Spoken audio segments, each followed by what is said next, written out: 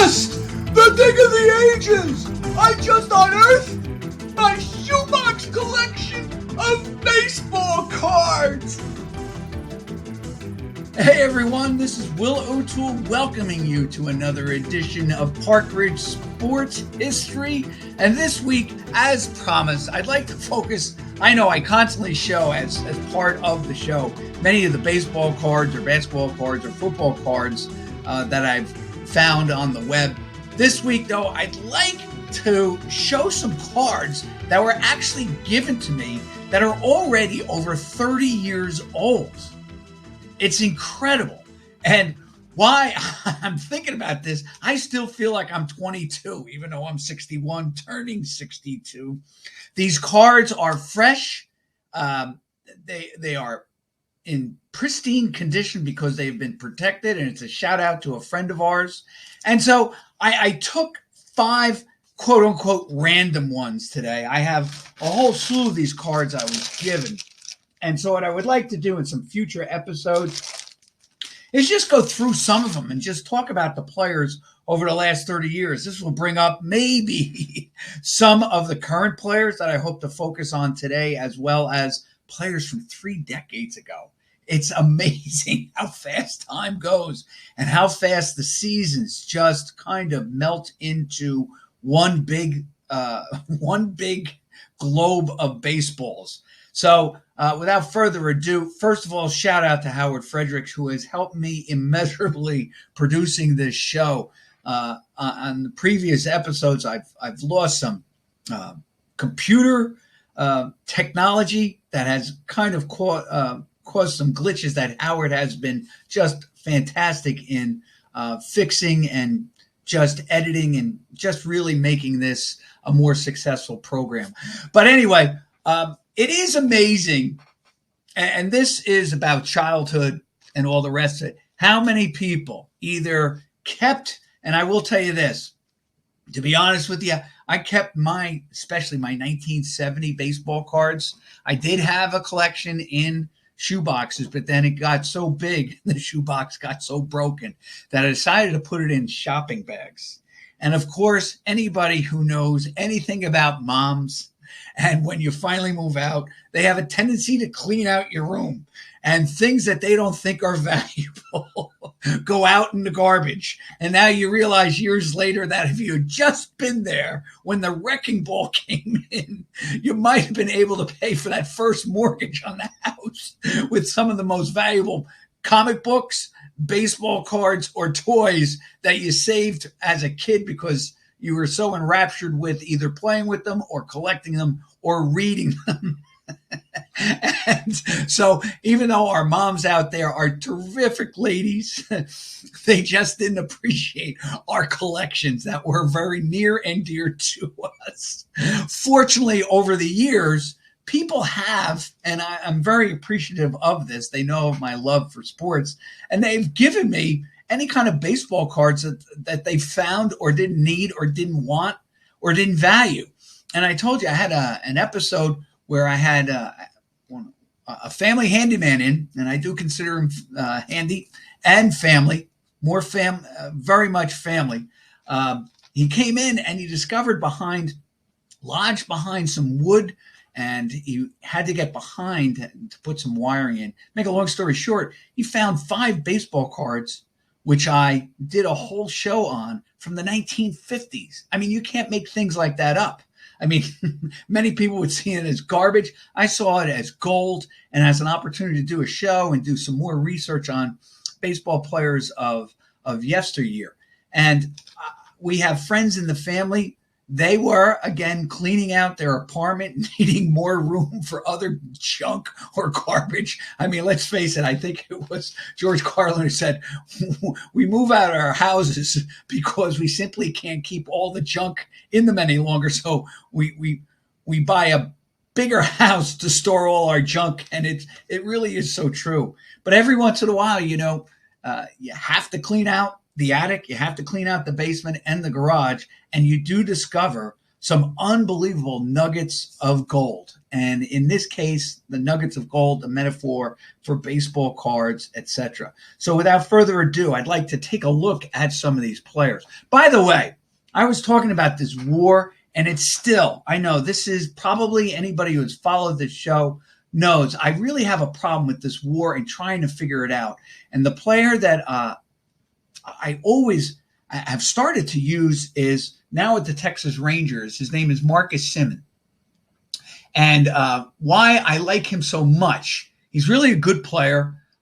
He actually caught my eye probably in one respect too late in his career for me to really, really appreciate his abilities, or else I would have been touting him even more, Marcus Semien.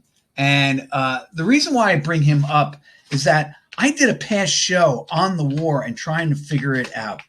And over the past few months, I've discovered, that included in the war are obviously defensive stats and all the rest of it. And of course, defensive stats in basketball or in any sport are the most difficult because there is no numerical adjustment or tally that you can make. Yeah, you can, in football, you can count the number of sacks or the number of interceptions or the number of football fumbles that you have gathered in.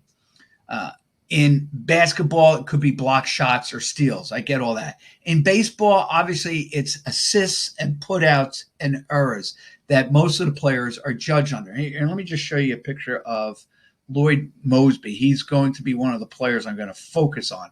But Marcus Semien, and this is my difficulty with understanding, and you can call me ignorant, naive, stupid, or all three of the above, but just try to figure this out.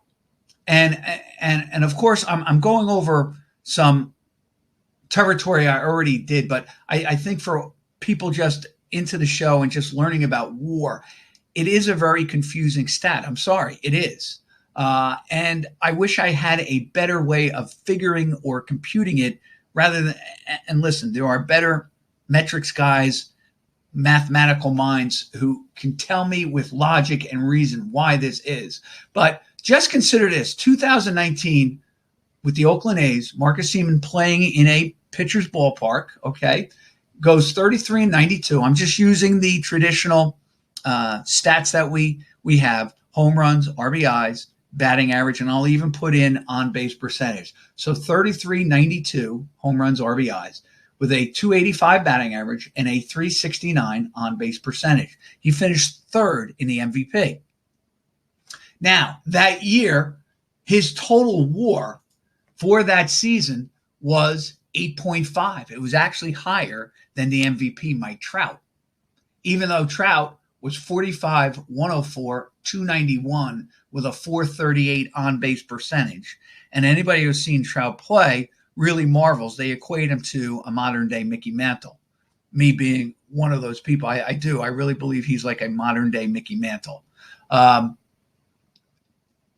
And has the same kind of charisma. Not playing on the same team, but nonetheless, the same type of talent. Now, Marcus Semien goes to Toronto in 2021 after the COVID season of 2020, which saw him go 7-23 in 50 games, which would have equated to 21-69. But anyway, he goes to Toronto, all right? More of a hitter's park.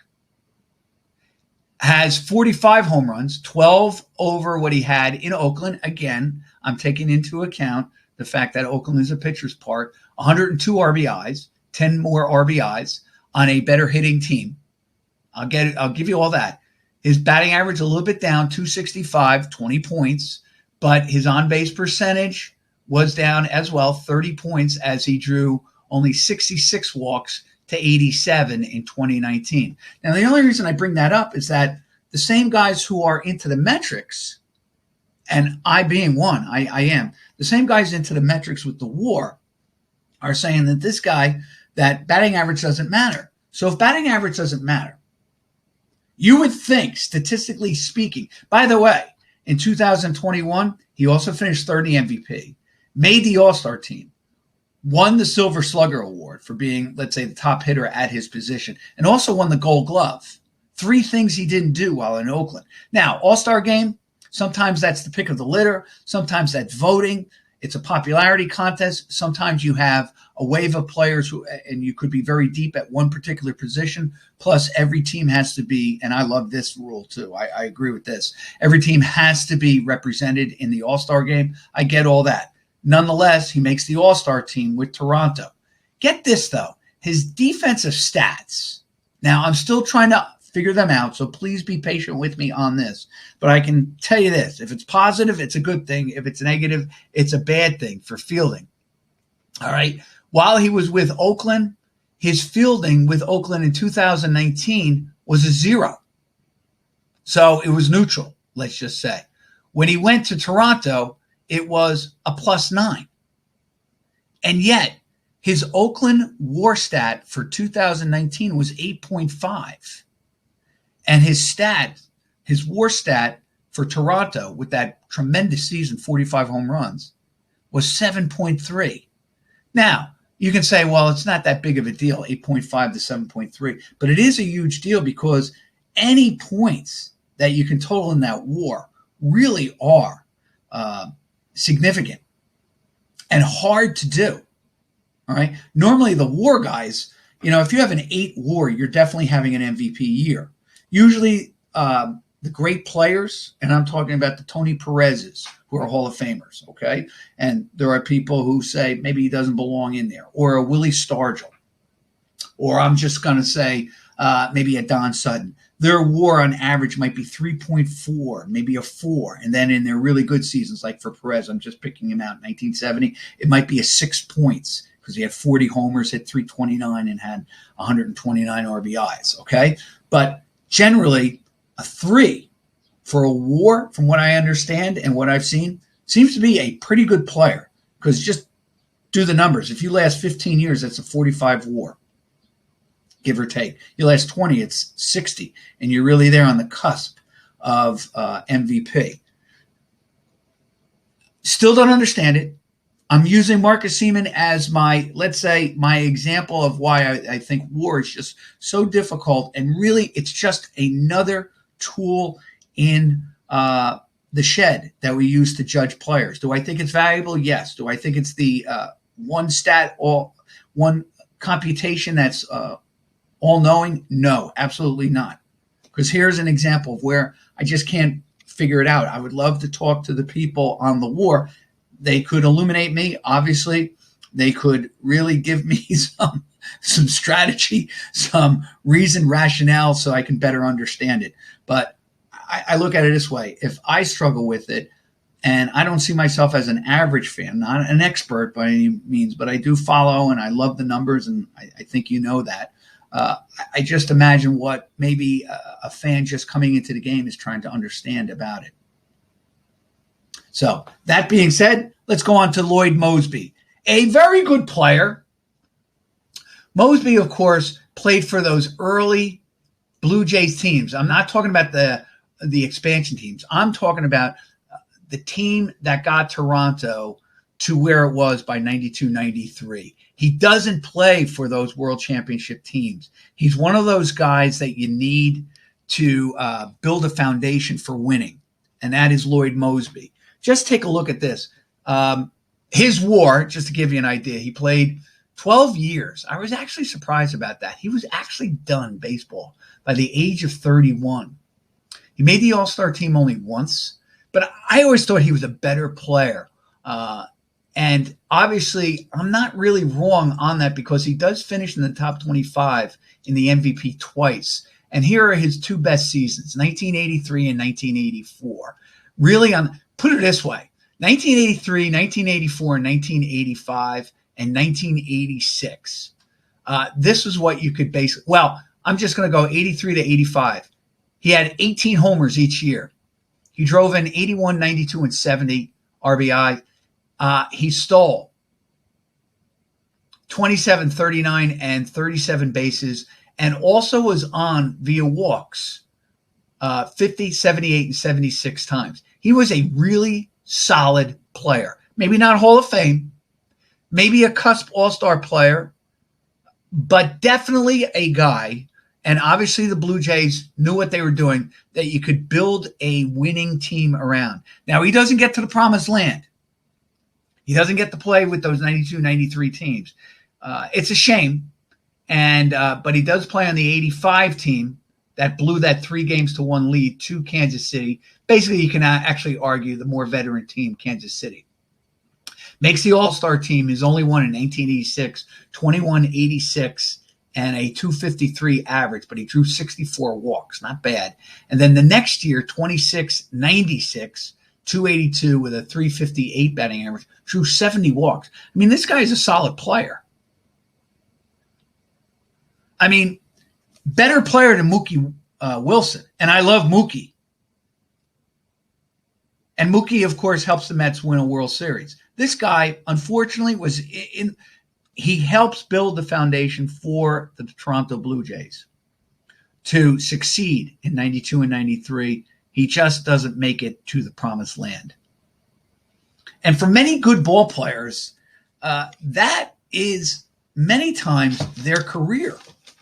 Now, speaking of a ball player, now this is a pretty good segue, and it was just by luck. Here's Lonnie Smith, and I know Lonnie Smith takes a lot, and I've talked about this on a past episode too. He takes a lot of heat for 91 being thrown out of third base in the 91 Game 7 World Series.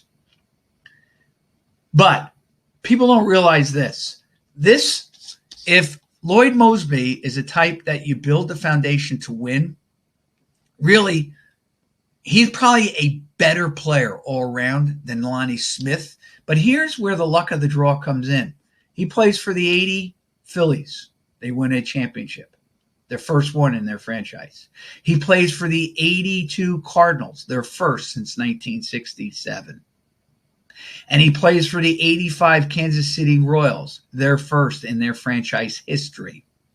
And then he plays for pennant winners in Atlanta. And it's just a remarkable thing. In fact, ready for this? Here's a guy, makes one All-Star team, 1982, with the Cardinals. Only hit double digits in home runs once, and that was 1989 with Atlanta. 21-79, 315 batting average. He led the league in on-base percentage with a 415 average, as in 134 games that year, probably being used part-time, he drew 76 walks. All right? Not the greatest of base stealers in a lot of ways, okay? Not a high percentage base stealer, but nonetheless, stole 68 bases for the 82 Cardinals, stole 43 bases for the 83 Cardinals, and then stole 50 for the 1984. Probably his best percentage was 1984. I'm going to say that, well, for a high percentage, the next year he gets traded to the Kansas City Royals, and he stole 52 bases in 65 attempts. All right? Clearly, 80% of the time. Is he a great base stealer? Considered a great base stealer? Well, his career is 370 steals and 140 putouts or pickoffs. So that's 37 out of 51, just under 74%, but good enough. I will tell you this. I think they look at base stealers. If you have a 70%, usually 75% really relegates you to a top base stealer. So he's really there at the cusp. I just always liked him because wherever he went, he won. And he's a guy, Lonnie Smith, who took a lot of heat for his defense. He was nicknamed Skates. He did fall or slip a lot in the outfield. My only excuse for that, or a reason he slipped and fell, he was very fast. He played on AstroTurf for many parts, early in his career.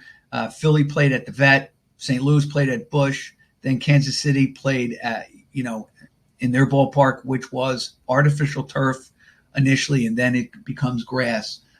He goes to Atlanta. He does, ready for this, in only playing 134 games for the 89 Atlanta Braves, he finished 11th in the MVP voting. So clearly people thought he was doing something right. And of course, that was Kevin Mitchell's year. He had a 6.9 WAR, Mitchell. Lonnie Smith, ready for this, had an 8.8 WAR for 1989. And I'm looking at it right now. If you just went by WAR, he had the highest WAR of any of the top 20 in the MVP balloting. He clearly could have been the MVP for the league in 1989 for the Atlanta Braves. And this is what I'm talking about. Will Clark was 8.6 with San Francisco, a teammate of Kevin Mitchell. Okay? So obviously Lonnie Smith, his defense couldn't have been all that bad that he got the nickname Skates. And of course, all you need in baseball for a nickname is one incident, and it really can be, it can last you a lifetime. Basically, here's the thing with his defense. And of course, it's been better and better and better as they become more sophisticated with the defense. But he had pretty good defensive stats, according to this. Not bad, not great, not bad. In 1989, the year that he finished with the top WAR, his defensive rating was plus 23. So he did have his finest year fielding, Lonnie Smith. And of course, as I always said, I felt he got really shafted in that 1991 Game 7 World Series loss. The Braves suffered to the Minnesota Twins by being pegged out at third base. Hey, listen, get the ball to the outfield and score the runs. He didn't take a chance, probably playing for a big inning, knew that if they scored maybe 2-3 runs, who knows what would happen, okay? Now, next guy, because I'm going to save him for last. Let's do Joel Youngblood. Let's get some New York baseball players in here. Youngblood is an interesting player because he's going to go down. He's the one who forced Joe Torre to retire in order for him to be on the roster. I did realize this, and then when I was doing some more research on him, I realized that Joe Torre retires to make room for Joel Youngblood on the 77 Mets. Youngblood played on the 76 Reds, but he didn't play in the postseason. But he played enough games that I am sure that he either got a ring or obviously he got a winner's share of the prize. But here's one thing I have noticed about ball players and whether they're going to be successful. And of course, Bill James has brought this up. And as everyone knows, Bill James is really why I love him so much is because so many people in the establishment of baseball kind of see him as he's a pariah. Why? Because he took stats and tried to not so much reconfigure them, but look at him from a different perspective. He really did bring in to the forefront into modern day understanding of a ball player's worth, really on base percentage and the importance of drawing walks. And he was, I'll give you this, he may not have been the first player to see the value of the walk, because I'm sure managers and coaches have seen it. Hey, look, there was a manager, I believe, who was on his deathbed dying, and his last words were, "Oh, those base on balls." And I will tell you from playing weekend warrior softball how crucial walks are to a team's offensive success. And they just drive a defense crazy, drive a pitcher crazy, especially with the leadoff walk. It always inevitably, and I don't have the stats, it's anecdotal. It just always seems to me that when you get the guy on with a leadoff walk, it leads to disaster for the team in the field. Lots of runs seem to be scored. Anyway, Youngblood came up at the age of 24 with the Reds, played 55 games, and only had one RBI.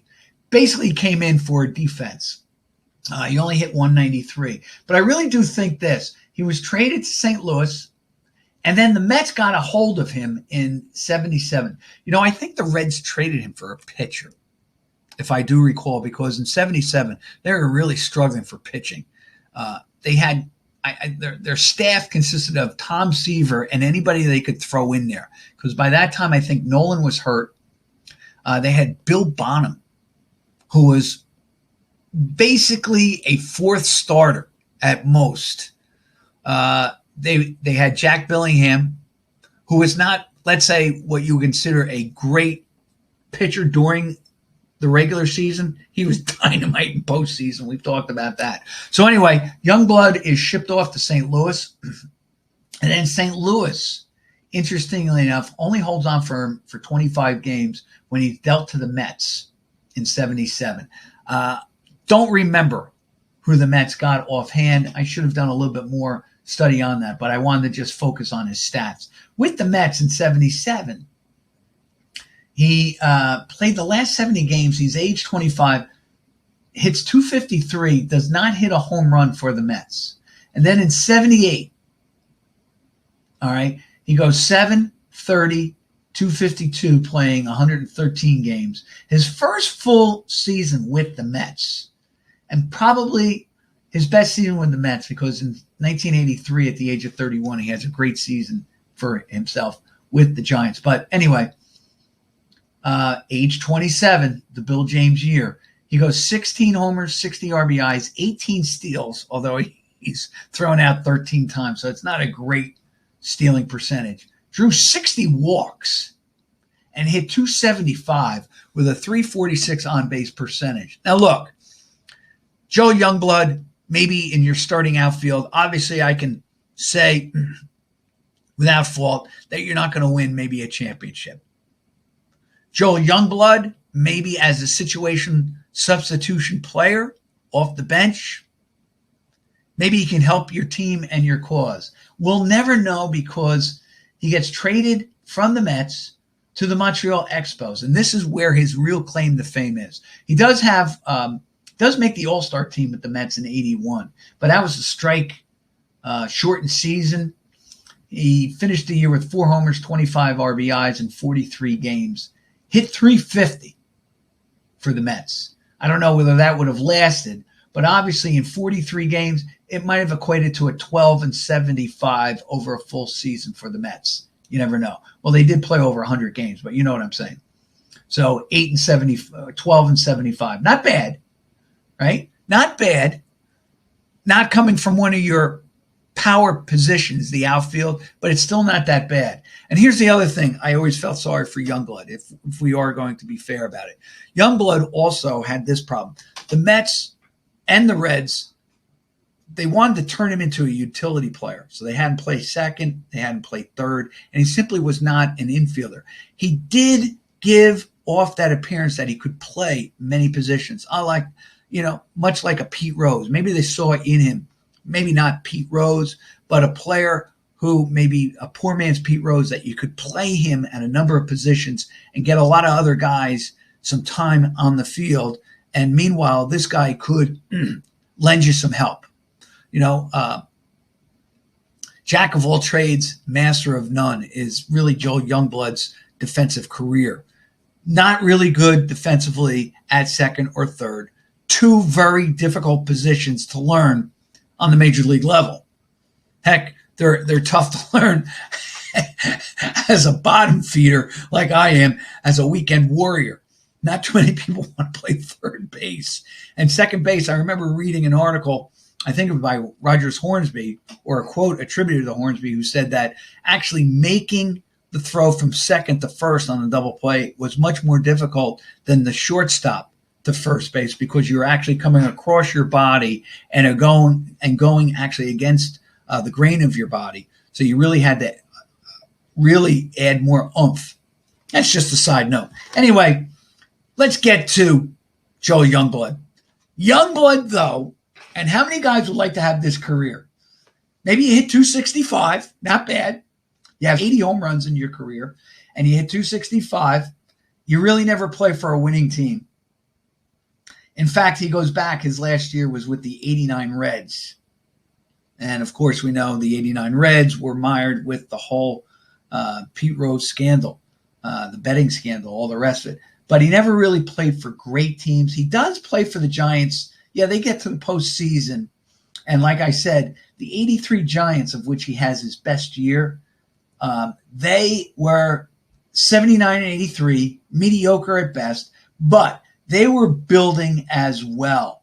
And a guy named Darrell Evans, who they would get rid of, and he would go to Detroit. And Evans is really the poster child for all things metrics today because he had a high walk and home run rate in his career. Really amazing. Just even looking at this, Evans with the Giants playing at Candlestick Park had 30 homers, 82 RBIs, and drew 84 walks for a 378 on-base percentage to lead the starters of that Giant team. In fact, Evans that year, ready for this, had a 4 WAR. And that's what I'm talking about when I speak about the 4. So decent stats. In fact, he hit 277.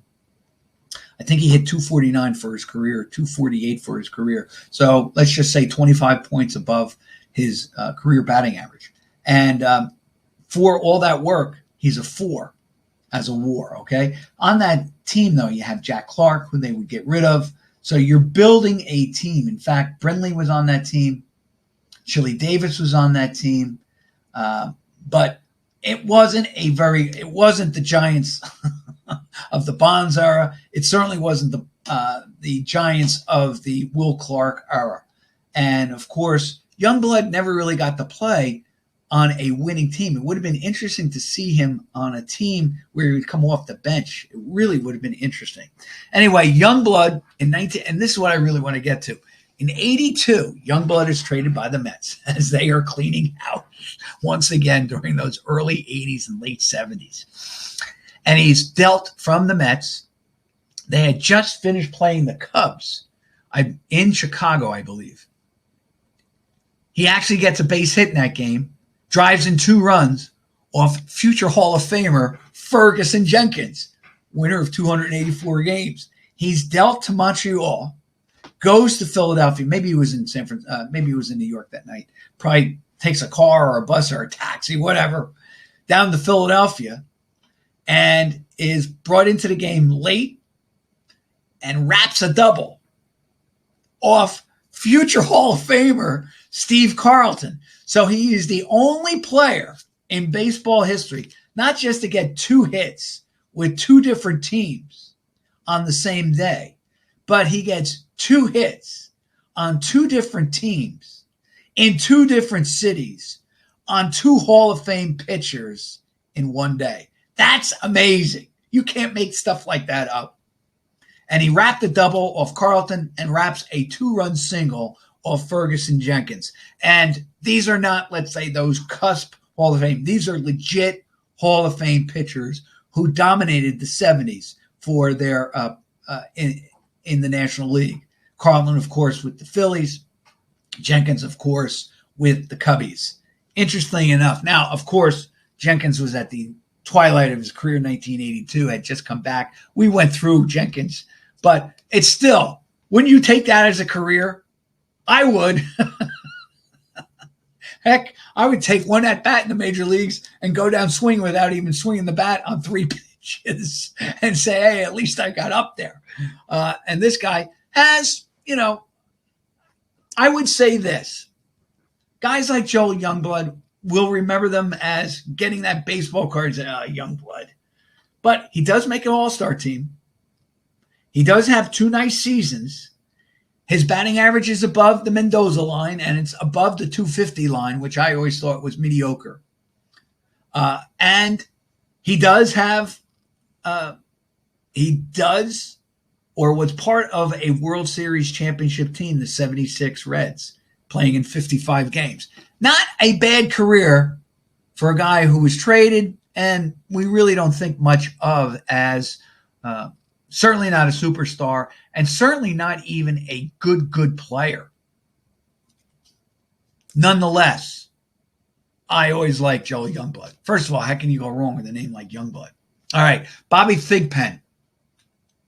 Now, and this is a Score baseball card, and it is from 1990, Bobby was an extravagance for the White Sox in 1989. When a team finishes last, as the Sox did, they could have done just as well done it with Nancy Faust as the team closer. But that takes nothing away from Bobby, one of baseball's finest right-handed stoppers. Who knows, pitching for a better team, he just might be one of the best in the business. Consider that Bobby, a power pitcher, ranked second in the AL with 34 saves in 1989 and set a White Sox record with 34 in 1988 when the Sox were similarly unsuccessful. Opponents hit just .216 against Bobby in 1989. Ultimately, like Steve Bedrosian with the 87 Phillies and Jeff Russell with the 89 Rangers, Bobby's superb work in relief for the 89 White Sox was a waste of excellence. But excellence amidst mediocrity carries a special nobility, and Bobby, for the second consecutive year, earned it well. Now, this is a quote taken from an article by Alan Solomon of the Chicago Tribune. I mean, and it is 1990. I apologize. I didn't see the year up there. But I will tell you this. I always liked Bobby Thigpen for one reason. I always thought that he gave his most and it actually hurt him. And I right before we went to air, I was looking and just did a little figuring. Bobby Thigpen in 1990, his all-star year, his lone all-star year, was 4-6 with the White Sox, who won 94 games. Now, I'm getting, of course, this from Baseball Reference. And I want to get back to another site and talk about the Yankees in a second, too, as well. All right, he was 4-6. He had a 1.83 ERA. Not the lowest technically in his career because he had a 1.77 in his first year, age 22, when he was 2-0 with the 86 White Sox and had 7 saves. All right, but he appeared in 77 games to lead the league. He had 73 games finishes. Baseball Reference has this in there to lead the league. He had 57 saves, and he pitched 88 innings that year and only allowed 18 earned runs, 5 home runs. Now, the reason I bring that up is that he is never the same pitcher after 1990. Yes, he does save 30 in 1991, and he saves 22 in 1992 for the White Sox. And he does go 7-5 in 91, but his ERA almost explodes. It goes to 3.49 in 91 and 4.75 in 92. Just take a look at this. His ERA, his career ERA after 1990 was 5.85 as he lasted from 91 to 94, finished it up with the Seattle Mariners. His ERA was 5.85. He had an ERA prior to that was 2.75. So he finished his career with a 3.43 ERA. My whole point is this. Now, I'm not big really on when it comes to a relief pitcher. I know this sounds crazy when I say this, but I'm not all that crazy about the ERA. For instance, if you have a relief pitcher, he could throw 4 innings in the week and get you 4 saves. And you could bring him into a game where you have a 3-run lead and he surrenders 2 runs. Now he's given, and in the other ones, he gives up nothing. So you have you have a 4.50 ERA, but he's done his job. He pitched to 4 innings. He got you 4 saves, even though his ERA is 4.5.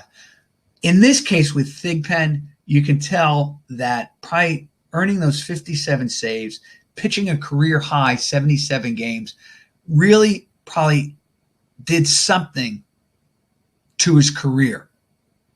And I equate it very much to a guy by the name of Orel Hershiser, who I absolutely loved. Hershiser, before his 88 season, where he was pitching like a warhorse every day for Tommy Lasorda. Prior to that, including that 1988 season, Hershiser was 83-49 in his career. After that, he was 121 and 101. His winning percentage went from 629 to 545.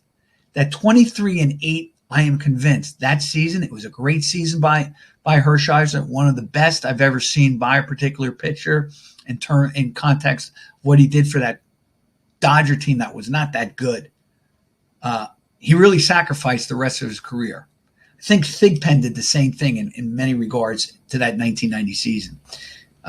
In fact, he has 57 saves. He had 52 the next 2 years, but over the next 6 years, he never totaled as many saves as he had in that one season with the White Sox at 57. All right. You know what? I'll save the no-hitters because there is a new site. No-hitters, I think it's called No Hitter. And this is what I was looking up, nohitters.com. Great site for all things about the no-hitters, the history of the no-hitters. And I was looking with the Yankees real quick, and it was saying that, do you know that the last pitcher by himself to throw a no-hitter against the Yankees was Hoyt Wilhelm in 1958. Last 2 times the Yankees were no-hit. Ready for this? Both times by the Astros, 18 years apart. This is the combination. Roy Oswalt, Peter Monroe, Kurt Saarloos, Brad Lidge, Octavio Dotel, Billy Wagner. They all teamed up for the first one, an 8-0 Astro win, June 11th, 2003. And then just recently, over the past weekend, Christian Javier, Hector Neris, and Ryan Presley, they teamed for a 3-0 Yankee spin. Here's what I'm going to do. I really want to spend some time on a ball player, and I'm going to use the WAR. And I know I spent a lot of time on the WAR with Marcus Semien. But here is a guy that I think should be in the Hall of Fame. And his teammate on those Tiger teams, Alan Trammell, who is in the Hall of Fame, actually has a lower WAR. And when you look at these two statistically, they're very similar, to the point where I ask myself, why isn't Lou Whitaker in the Hall of Fame? And we'll take that up on our next Park Ridge episode, and also I'll be doing something about the NBA draft as well. Hey, this is Will O'Toole thanking you for joining me for another edition of Park Ridge Sports History, and a special shout out, of course, to Howard Fredericks for helping me through the producing of this show. See you now.